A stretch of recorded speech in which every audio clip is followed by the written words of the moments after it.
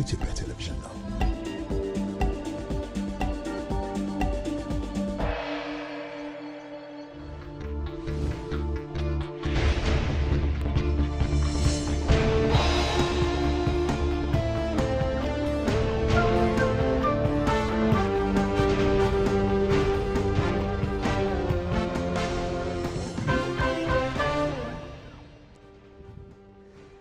እንደምን አምሽታችኋል። ከምሽቱ 1 ሰዓት ሆኖ ኢቲቪ ዜና 57 ምዕራፍ 2 ጀምሯል። 12 ሰዓት ላይ ጀምረው ኢቲቪ ዜና 57 በ3 ምዕራፍ ተከፋፍሎ እስከ 3 ሰዓት የሚዘልቅ ይሆናል። እንደተለመደው የምናስቀድመው አርዕስተ ዜናውን ነው። አርዕስተ ዜናም በሕዝብ ተወካዮች ምክር ቤት የውጭ ግንኙነትና የሰላም ጉዳዮች ቋሚ ኮሚቴ የኢትዮጵያ አደጋ ስጋት ስራ አመራር ረቂቅ አዋጅ ላይ ያስረጅና የባለድርሻ አካላት መድረክ አካሄደም።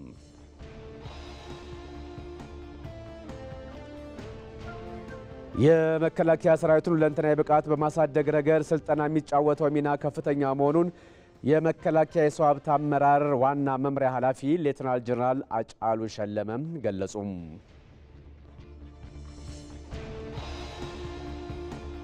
የከፍተኛ ትምህርት ተቋማት የህዝብ ግንኙነት ስራ ሀገራዊ ለውጡን ከግብ ለማድረስ በሚያግዝ ደረጃ በአግባቡ ተቃኝቶ ሊመራ እንደሚገባ የትምህርት ሚኒስቴር አሳሰበም። ከውጭ የዜና ምንጭ የአሜሪካ ዓለም አቀፋዊ የታሪፍ ጭማሪ የዓለምን ኢኮኖሚና የንግድ ስርዓት ስጋት ውስጥ እየከተተው ስለመሆኑም ተዘገበም።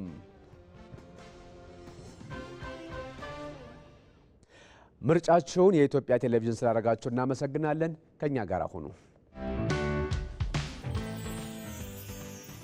ይህ የምትከታተሉት የዛሬቱ ኢትዮጵያ ነገን ዛሬ ፕሮግራማችን ነው። በዚህ በ5 6 7 ዓመታት የለውጡ ግኝቶች የትየለሌ ናቸው፣ መዘርዘር አይቻልም። ከመጋቢት 24 በኋላ የመጣ ለውጦች አንዱ ትርክት ግንባታ ላይ የሰራነው ስራ ነው። አሁን ያለነው ህገ መንግስት የሚሻሻል ህገ መንግስት እንጂ ተቀዶ የሚጣል ህገ መንግስት አይደለም። 4 ኪሎ ቁጭ ብለው አይደለም ወይ በ24 ሰዓት 4 ኪሎ እንግባ ብለው ጫካ ውስጥ ሰራዊት የሚያደራጁት። እንደ ብሔር ብሔረሰቦች አጋር የተባሉ ሲጠሩ የነበሩ ይህን ያስቀረ ፓርት ነው። መጋቢት 24 2010 ዓ.ም በጣም ታሪካዊ የሆነች ቀን ነችና በጣም ነው የማመሰግናት። ልማት የምናረጋግጠው፣ ዲሞክራሲ የምናረጋግጠው፣ ሰላም የምናረጋግጠው በህገ መንግስትና በህገ መንግስት በኩል ነው።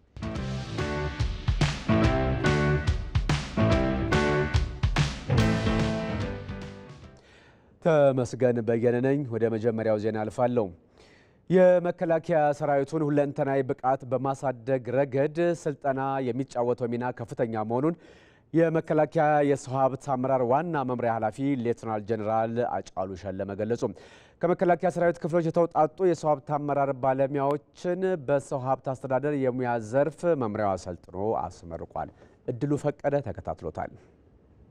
የመከላከያ የሰው ሀብት አመራር ዋና መምሪያ ከሁሉም የመከላከያ ሰራዊት ክፍሎች የተውጣጡ የሰው ሀብት አመራር ባለሙያዎችን በሰው ሀብት አስተዳደር የሙያ ዘርፍ አሰልጥኖ አስመርቋል። በስልጠናው ማጠቃለያ ላይ የመከላከያ የሰው ሀብት አመራር ዋና መምሪያ ኃላፊ ሌተናል ጀነራል አጫሉ ሸለመ የተገኙ ሲሆን መከላከያ እንደ ተቋም በሁሉም መስክ ስኬታማ የግዳጅ አፈጻጸም እያስመዘገበ እንደሚገኝ አውስተው መከላከያ የሰው ሀብት አመራር ዋና መምሪያ በኩል በሰው ሀብት አስተዳደር የሙያ ዘርፍ ለወራት የተሰጠው ስልጠናም ወትሮ ዝግጁነታችንን ወደ ላቀ ምዕራፍ በማሸጋገር በኩል የሚያበረክተው አስተዋጽኦ ከፍተኛ ነው ብለዋል። ስልጠና ግዳጃችንን ለመወጣት የሚያስችል ትጥቃችን ነው። መከላከያ ድሮ ከምናውቀው በላይ በጣም ጠንካራ፣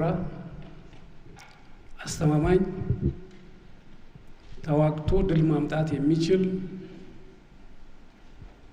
እና በተሰማራበት ሁሉ በየቀኑ የሚሰሙት ድልን እያስመዘገበ ያለው ተቋም።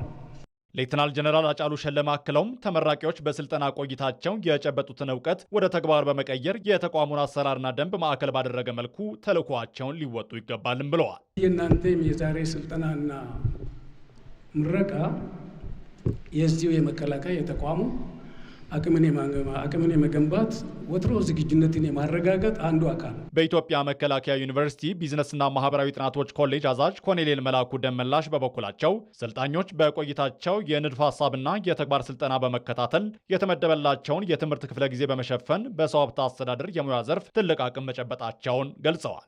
በስልጠናው ሂደት አብዛኛው ሰልጣኝ ለምን እንደመጣና ምን ይዞ መሄድ እንደሚገባው የሚገነዘብና የተገነዘበ ስለነበር ስልጠናውን በሚሰጥበት ወቅት በትኩረት የመከታተልና ተመልሶም በቡድን በማጥናት እንዲሁም በተግባር ልምምድ በማድረግ ከፍተኛ ጥረት አድርጓል። በእያንዳንዱ የትምህርት ርዕስም የመመዘኛ ፈተናዎች እየተሰጡ ስለመጡ በስልጠናው ማግኘት የሚገባቸውን እውቀት ጨብጠዋል ብለን ስለምናምን ለዛሬ ምርቃት እንዲበቁ ተደርጓል። በስልጠና ቆይታቸው ሊያሰራቸው የሚችል በቂ ክህሎት ሊያዳብሩ መቻላቸውን ከተመራቂዎቹ መካከል አንዳንዶቹ በሰጡት አስተያየት ጠቁመዋል። ኢትዮጵያና ኡጋንዳ ትብብራቸው ማደጉን በኡጋንዳ የኢትዮጵያ ባለሙሉ ስልጣን አምባሳደር ጸገነት በዛብህ ለኢቲቪ ተናገሩ። የሁለቱ ሀገራት ሕዝቦች በደምም ጭምር የተሳሰሩ ናቸው ያሉት አምባሳደሯ ቀጠናዊ ዓለም አቀፋዊና የሁለትዮሽ ጉዳዮች ላይ እየመከሩ ግንኙነታቸውን ማጠናከራቸውንም ነው ከኢቲቪ ጋር ብቻ በነበራቸው ቆይታ ያነሱት። ያነጋገራቸው ሀብታሙ ተክለስላሴ ነው። በዩጋንዳ የኢትዮጵያ ባለሙሉ ስልጣን አምባሳደር ጸገነት በዛብህ ይመኑ ለቃለ መጠይቃችን ፈቃደኛ ስለሆኑ ከልብ አመሰግናለሁ። እጅግ አድርጌ እኔም አመሰግናለሁ። በዚህ ሰዓት እዚህ ስለተገኘው እድል ስለሰጣችሁኝም እጅግ አመሰግናለሁ። የምንገኘው የዩጋንዳና የኢትዮጵያ የሚኒስትሮች የጋራ ስብሰባ ላይ ነው። ይህ ስብሰባ በዋናነት የሁለቱን ሀገራት ግንኙነት ለማሻሻል ከፍ ለማድረግ ትርጉም ይኖራል ተብሎ እየተካሄደ የሚገኝ ነውና ምናልባት የሁለቱ ሀገራት የጋራ ግንኙነት ምን ይመስላል? አሁን ያለበት ደረጃ በየትኞቹ የትብብር መስኮችስ በጋራ እየሰሩ ነው? የኢትዮጵያና ዩጋንዳ የሁለትዮሽ ግንኙነት ቀደም ሲል ከ1960ዎቹ አካባቢ ጀምሮ ከንጉሱ ቪዚት የጀመረ ሆኖ ቅርብ ጊዜ ድረስ የጠነከረ የሁለትዮሽ ግንኙነት ነው ያለን። ያ የሁለትዮሽ ግንኙነትም በዲፕሎማቲክ ግንኙነት ልውውጥ ብቻም ሳይሆን ወይም ሂስቶሪካል ሳይሆን በብለድም የተሳሰረ የሁለትዮሽ ግንኙነት ነው ያለንን የባይላተራል ግንኙነት በዲፕሎማቲክ መስኩ የልውውጥ የጉብኝት ልውውጥ ይሄንን በምናይበት ጊዜ በበርካታ በመሪዎች ደረጃ በሚኒስትሮች ደረጃ ከፍተኛ ልውውጥ የሚደረግበትና ምክክር የሚደረግበት ይሄ ደግሞ አንዱ የዲፕሎማሲ ግንኙነት ከፍ ወዳለ ደረጃ መዳረሻውን የሚያሳይ ስለሆነ በጥሩ ሁኔታ እየሄደ ያለ ነው ላለሁ። ዩጋንዳ የላይኛው ተፋሰስ ሀገር ተብላ ነው የምትጠቀሰው። የሁለቱ ሀገራት በተለይ የናይል ውሃን በፍትሐዊነት መጠቀም እንደተመለከተ ያላቸው ትብብር እንዴት ይገለጻል? የናይል ቤዝን ኢኒሼቲቭ ጽህፈት ቤት በዩጋንዳ ኢንተቤ እንደሚገኝ ይታወቃል።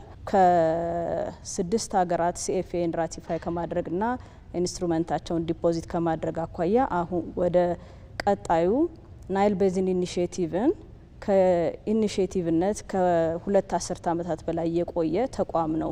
ይሄንን ወደ ናይል ቤዚን ኮሚሽን ኢስታብሊሽ ተደርጎ በዛ ላይ ለሁለቱ ሀገራት ብቻ ሳይሆን አጠቃላይ ተፋሰሱ ሀገራትን ጠቃሚ በሚያደርግ ሁኔታ በልማት ትብብር ማዕቀፍ የተያዙ በርካታ የልማት ስራዎችን በመስራት አገራት በራሳቸው ሪሶርስ ተጠቃሚ የሚሆኑበትን እንደዚሁም ደግሞ የህዝቦችን ፍላጎት የሚያደርስ ስራ ለመስራት በዚህ ትብብር ማዕቀፍ ሁለቱ ሀገራት ጠንክረው ይሰራሉ።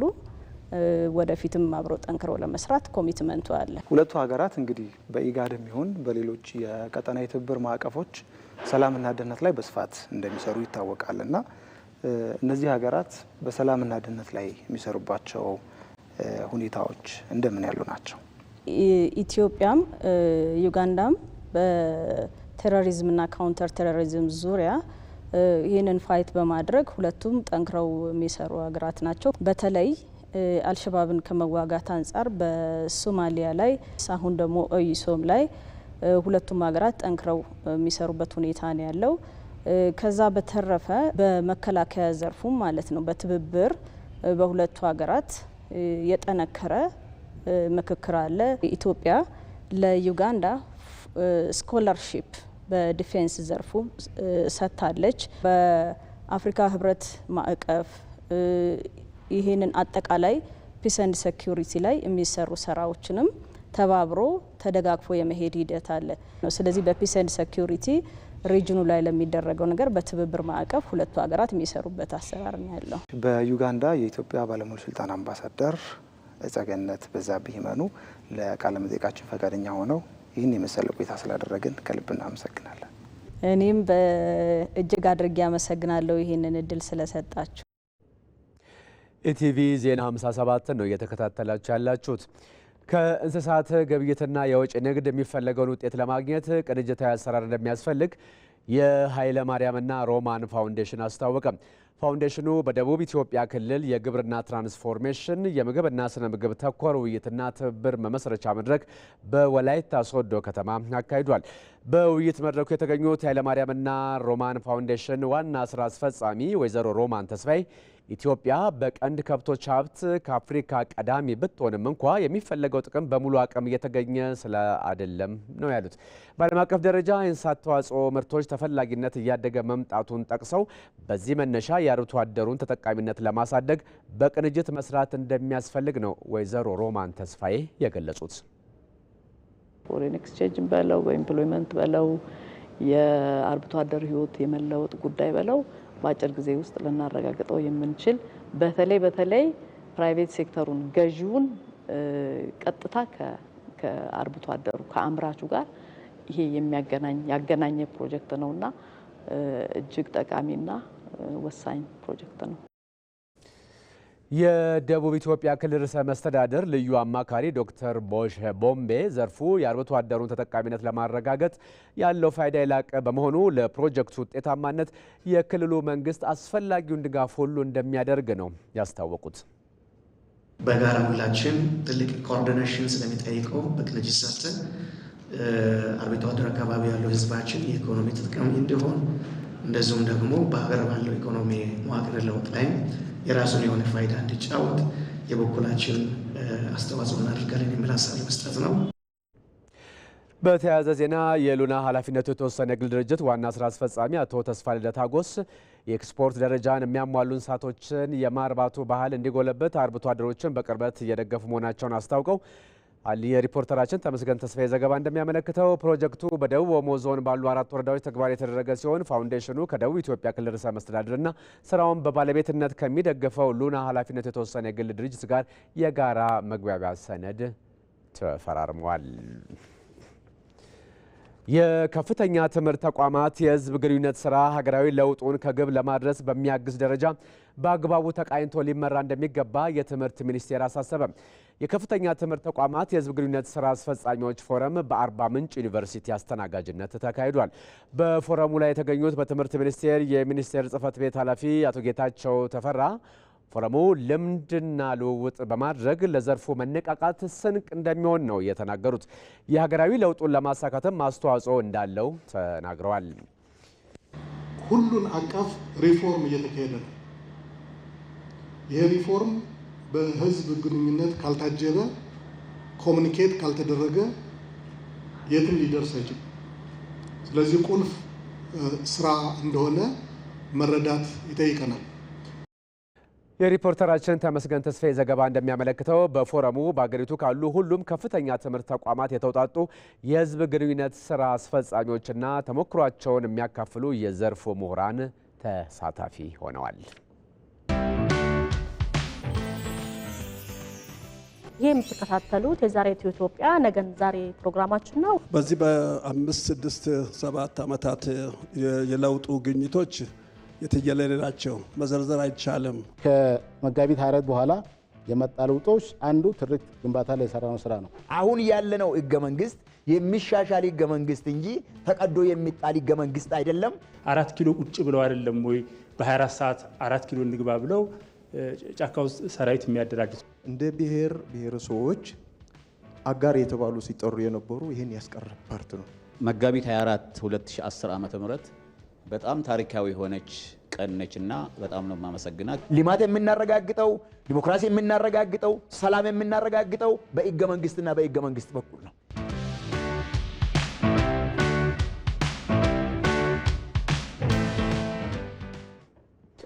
በህዝብ ተወካዮች ምክር ቤት የውጭ ግንኙነትና የሰላም ጉዳዮች ቋሚ ኮሚቴ የኢትዮጵያ አደጋ ስጋት ስራ አመራር ረቂቅ አዋጅ ላይ የአስረጅና የባለድርሻ አካላት መድረክን አካሂዷል።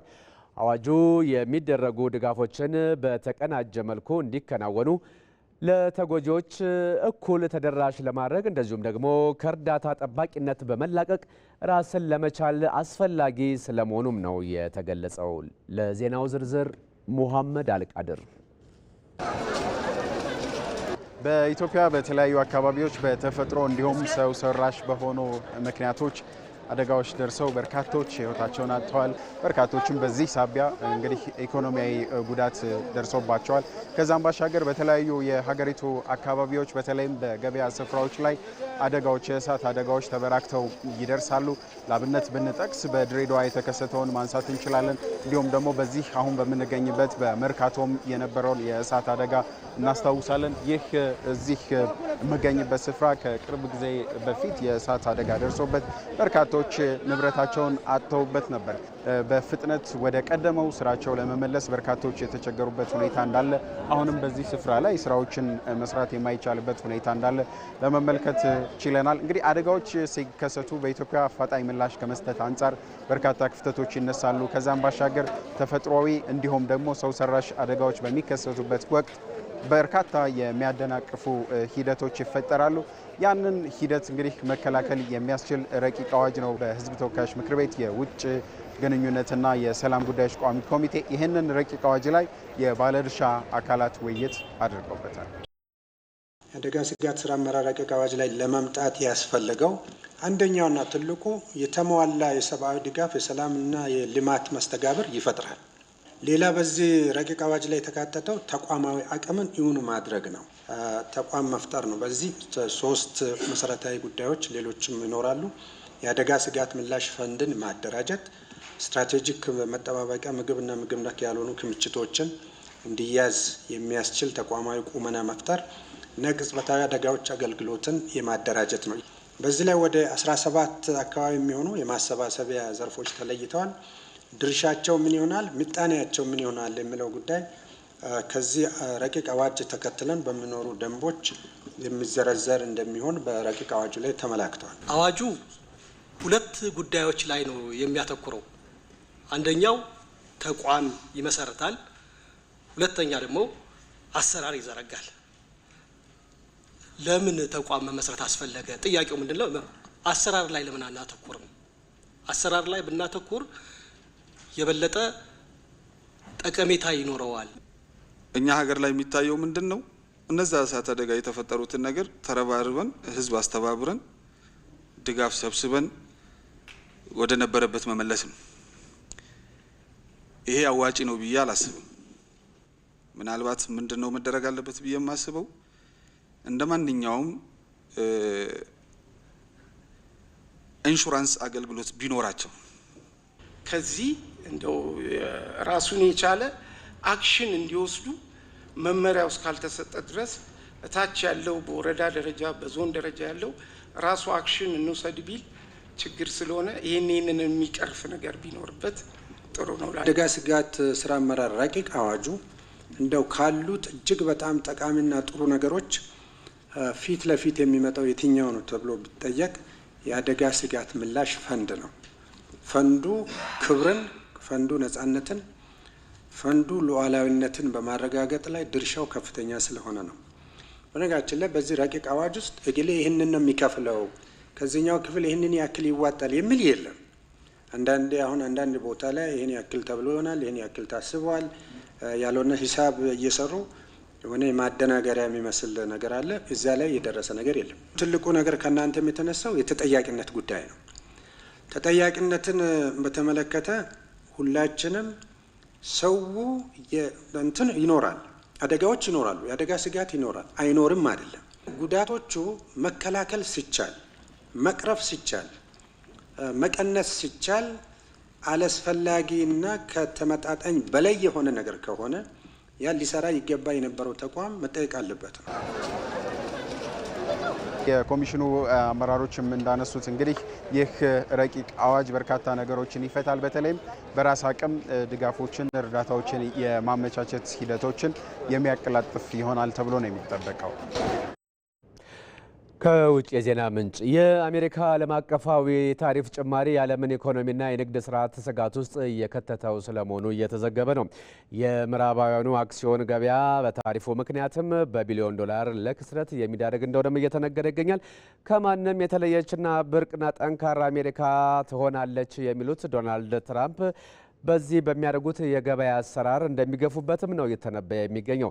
ታሪፉን ተከትሎ ታዲያ ሪፐብሊካኑ ሳይቀሩ ደስተኞች እንዳልሆኑ እየተናገሩ ናቸው። ለኢኮኖሚ ድቀት ይዳርጋል የሚሉት ሪፐብሊካኑ ቢሰጉም ለፕሬዚዳንት ትራምፕና ዙሪያቸው ላሉ ከፍተኛ ባለስልጣናት ግን ጆሮ ያገኘ ጉዳይ አይመስልም ነው የተባለው። አሁን ወደ ቢዝነስ ዘገባዎች ልናመራ ነው። ብሩክታይት አስራት ተረኛ አቅራቢ ናት፣ ስቱዲዮ ተገኝታለች።